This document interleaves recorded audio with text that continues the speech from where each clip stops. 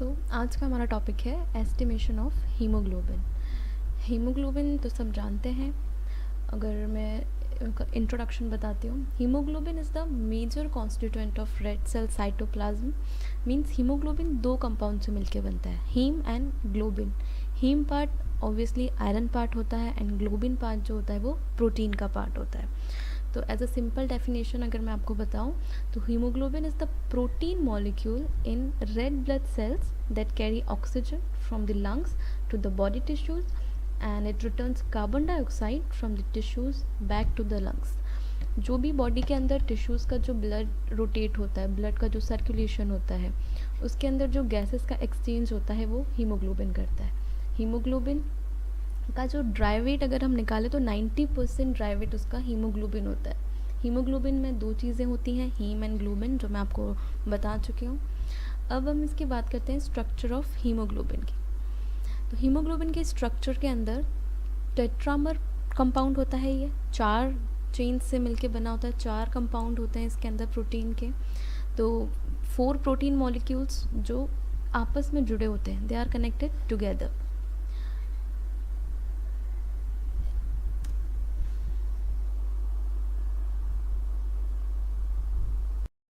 So the hemoglobin molecule is a tetramer consisting of 2 pairs of similar polypeptide chain called globin chain.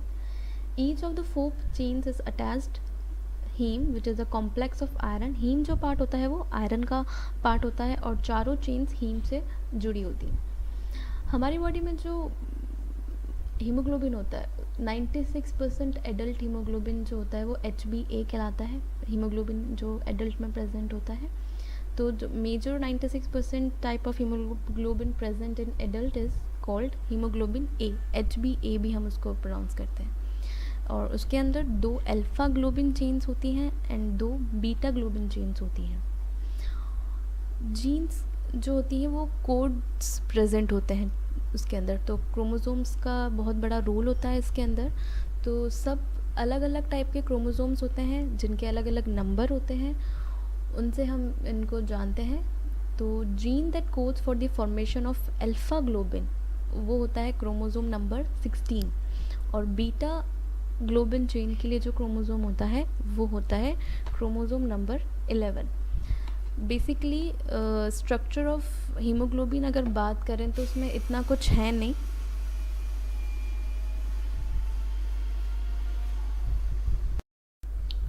Functions of haemoglobin की बात करते हैं तो haemoglobin के वैसे तो बहुत सारे फंक्शंस होते हैं। एक इसका मेन फंक्शन नहीं, हम इसका रोल कहेंगे, बहुत इम्पॉर्टेंट रोल होता है हीमोग्लोबिन का। वो शेप जो होता है आरबीसी का उसको मेंटेन करके रखता है। Important role of maintaining the shape of red blood cell hemoglobin का सबसे इम्पॉर्टेंट रोल होता है। फंक्शन की बात करें तो जैसे मैंने आपको बताया था, heme has the ability to bind oxygen reversibly and carry it to the tissues। जो भी एक्सचेंज ऑफ गैसेस होती है, ऑक्सीजन का लाना और कार्बन डाइऑक्साइड का वापस से लेके जाना, वो हीमोग्लोबिन करता है। तो heme has the ability to bind oxygen reversibly and carry it to tissues। It also facilitates the exchange of carbon dioxide between the lungs and the tissues।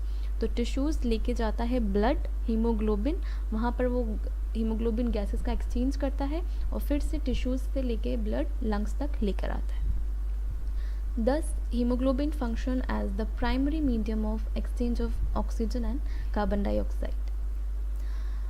Now बात करते हैं estimation of hemoglobin in the laboratory. Estimation का ही मतलब होता है कि कैसे हम हीमोग्लोबिन को एस्टिमेट कर रहे हैं, कैसे हम मेजर कर रहे हैं। तो आजकल तो हीमोग्लोबिन का मेजरमेंट बहुत इजी हो गया है, मैनुअल चीज़ें ख़त्म हो चुकी हैं, ऑटोमेशन चल रहा है। तो सीबीसी मशीन्स होती हैं, सेल काउंटर होता है, वहाँ पे हीमोग्लोबिन का मेजरमेंट हम करते हैं इजीली सिंपल से प्रोसीजर्स के ऊपर। बट पहले जब सीबीसी काउंटर्स मशीन्स नहीं होती थी, सेल काउंटर्स नहीं होते थे, तो हम ये सब चीज़ें मैनुअली करते थे। तो मैनुअली कैसे करते थे वो हम यहाँ देखेंगे, क्योंकि एग्ज़ाम के पॉइंट ऑफ व्यू से जो भी प्रोसीजर हमें लिखना पड़ता है वो हमें मैनुअली फॉर्म का लिखना पड़ता है। तो लेबोरेटरी में कैसे हीमोग्लोबिन का एस्टिमेशन होता है वो देखते हैं। Various methods are available for estimation of hemoglobin in the laboratory. तो दो तरीके से एस्टिमेशन होता है।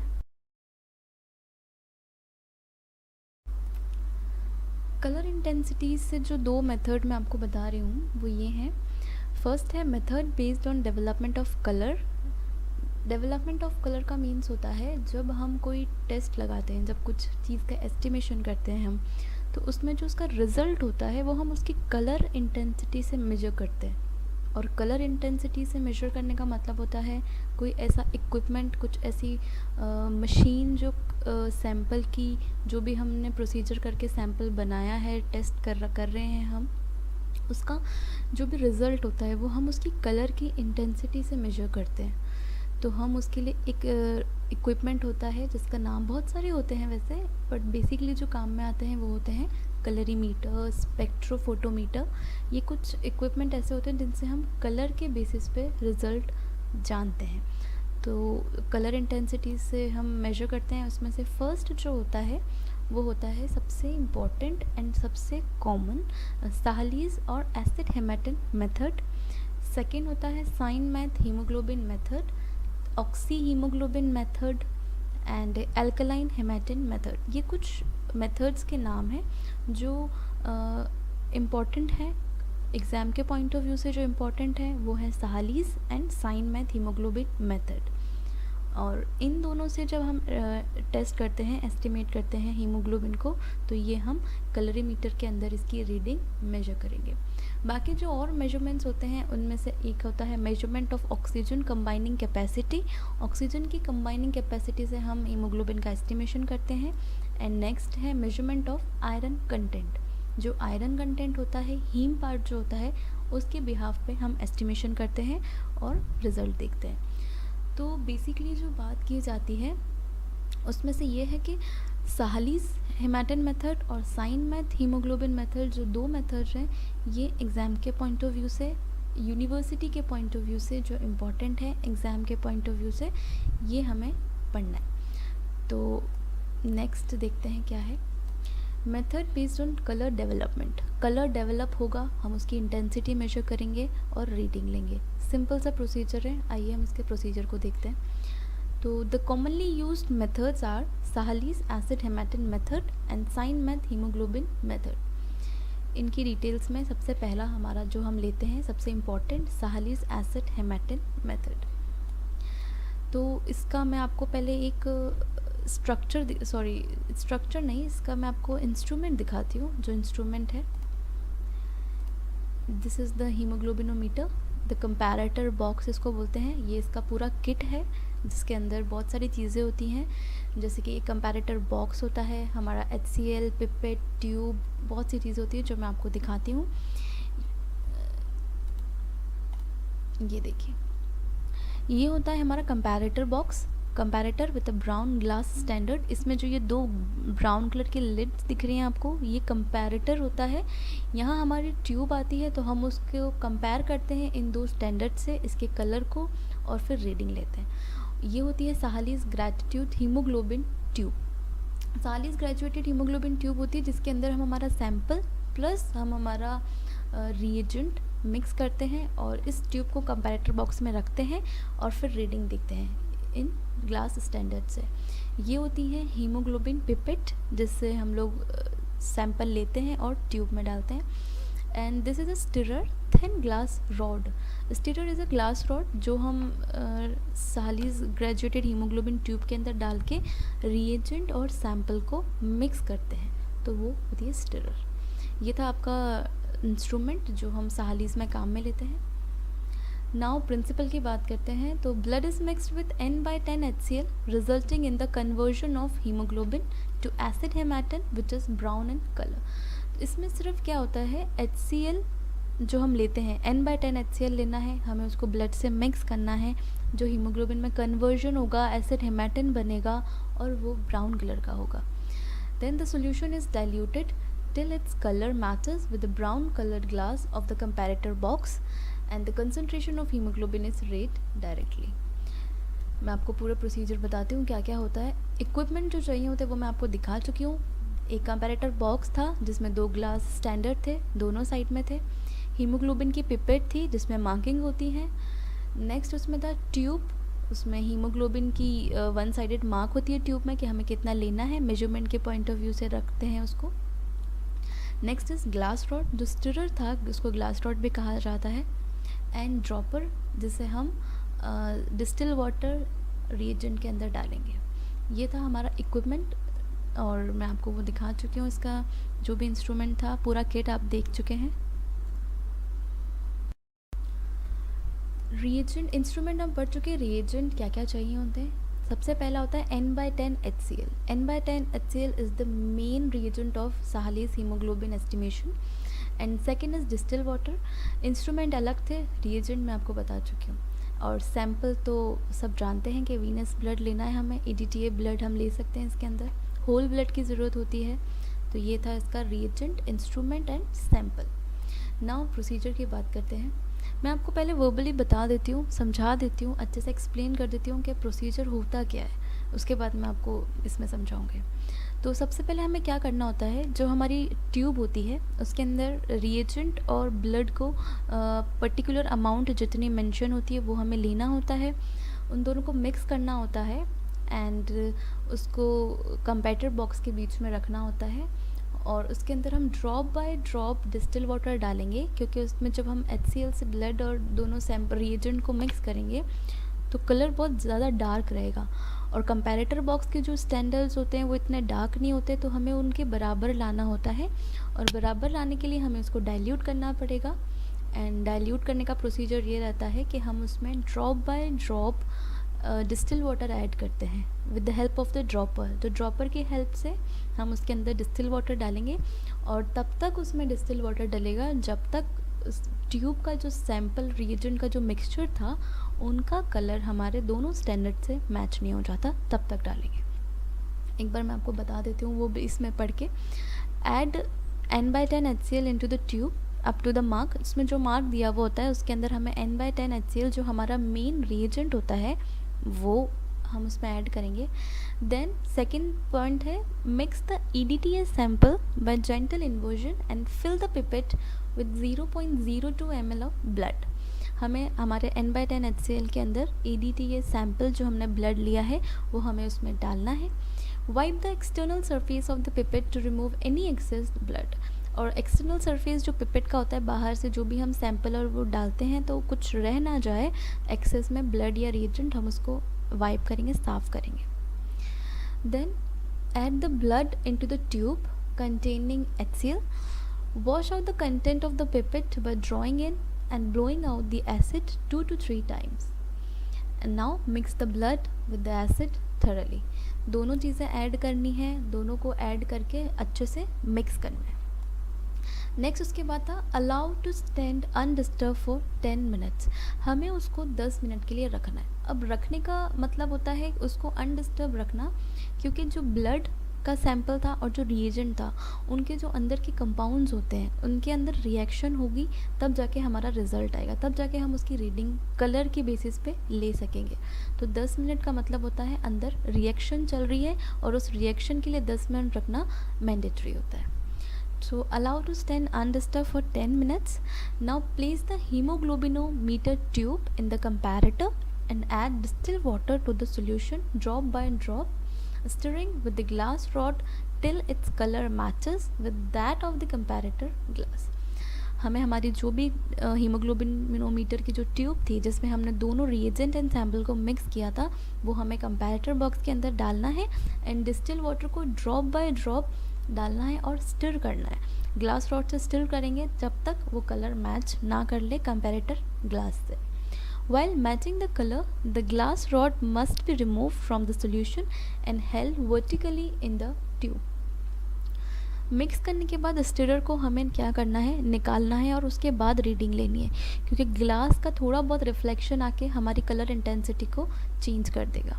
तो इसलिए हम क्या करते हैं, कलर मैच करते टाइम मिक्स करा, रॉड को निकाल दिया और उसके बाद हम उसको कंपैरेटर बॉक्स से देखेंगे। Now remove the stirrer and take the reading directly by noting the height of the diluted acid hematine and express in gram%। तो रिमूव करना है स्टिरर को और फिर हमें डायरेक्टली रीडिंग नोट करनी है, कितना उस ट्यूब के अंदर जो मार्किंग आती है हम उसके अंदर चेक करेंगे। कलर इंटेंसिटीज़ जो मैंने आपको बताया था हीमोग्लोबिनोमीटर की, जब हम चेक करते हैं तो ग्लास स्टैंडर्ड से दोनों को कंपेयर करके रीडिंग ले लेते हैं। और अगर हम उसको अलग अलग मेथड से करते हैं, जीओडी पीओडी कुछ मेथड्स होते हैं शुगर एस्टिमेशन के, जो भी हम मेथड यूज़ करते हैं उनमें हम कलरीमीटर और स्पेक्ट्रोफोटोमीटर यूज़ करेंगे। यहाँ पर हम कलर इंटेंसिटी को विजुअल मेथड से यूज़ करें। विजुअल मेथड का मतलब होता है हम हमारी आंखों से देख के कंपैरेटर बॉक्स से कंपेयर कर रहे हैं कि रीडिंग सही आ रही है, कितना आ रहा है, जो भी सैम्पल की रीडिंग है क्या आ रही है, रिज़ल्ट देखना है। तो इट्स अ विजुअल मेथड, हम अपनी आंखों से देख के इसको रीडिंग नोट करेंगे इसकी। तो ये था आपका सिंपल सा मेथड ऑफ हीमोग्लोबिन एस्टिमेशन। अब देखिए, अब हर चीज़ का एक एडवांटेज होता है, एक डिसएडवांटेज होता है, खूबियाँ और खामियाँ हर चीज़ में होती हैं। तो वैसे ही इस प्रोसीजर के अंदर भी कुछ एडवांटेजेस हैं और कुछ डिसएडवांटेजेस हैं। उसकी बात करें एग्ज़ाम के पॉइंट ऑफ व्यू से, जब भी हम इस एस्टिमेशन को लिखते हैं तो उसमें एडवांटेजेस और डिसएडवांटेजेस को ऐड करना बहुत इंपॉर्टेंट रहता है। तो सबसे पहला एडवांटेज था इसका, it is easy to perform. बहुत ईजी प्रोसीजर है, इसमें कुछ बहुत बड़ा काम नहीं करना है हमने। ईज़ी टू परफॉर्म है, क्विक है, मीन्स बहुत जल्दी हो जाता है, ज़्यादा टाइम नहीं लेता है। इनएक्सपेंसिव, इसमें कुछ एक्सपेंसिव चीज़ें ऐड नहीं करी हैं, ना कोई ऐसे एक्सपेंसिव रिएजेंट है, बहुत सिंपल से रिएजेंट है, बहुत सिंपल सा इसका किट आता है पूरा, तो एक्सपेंसिव तो बिल्कुल नहीं है।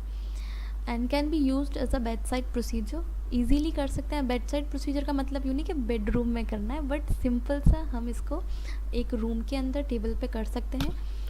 And does not require technical expertise, इसमें कुछ हमें टेक्निकल एक्सपर्टीज़ की ज़रूरत नहीं पड़ती है। जो बहुत ऐसे एक्सपर्टीज़ होते हैं जो करें इसको आके, हम नॉर्मली इसको टेक्नीशियंस कर सकते हैं। अब बात करते हैं हम इसके डिसएडवांटेजेस की। डिसएडवांटेजेस इतने नहीं हैं, कम ही हैं। तो मैं आपको वो बोली अगर मैं बताऊं, तो हम जब कोई चीज़ अपनी आंखों से देखते हैं तो सबकी विजुअल मेथड सबका डिफरेंट होता है। किसी की आई साइड वीक होती है, किसी की आई साइड अच्छी होती है, तो हम रिज़ल्ट भी उस अकॉर्डिंग हमें दिखता है, तो लेस एक्यूरेट होता है। अगर मुझे कोई चीज़ एकदम 9 पॉइंट पे दिख रही है तो किसी को वो 8 पे भी दिख सकती है, किसी को वो 10 पे भी दिख सकती है। तो सबकी इंटेंसिटी होती है जो विजुअल करने की, वो थोड़ी डिफरेंट होती है। तो ये एक्यूरेसी के मामले में थोड़ा सा ये लेस होता है, तो ये इसका डिसएडवांटेज होता है, क्योंकि ये मशीनरी वर्क नहीं हो रहा है, ये मैनुअल वर्क हो रहा है, हम अपनी हाथों से कर रहे हैं और अपनी आँखों से देख के इसका रिज़ल्ट बना रहे हैं, तो ये थोड़ा सा लेस एक्यूरेट हो सकता है। सेकेंड है, all haemoglobins are not converted to acid haematin and hence the value of hemoglobin obtained is less than the actual value।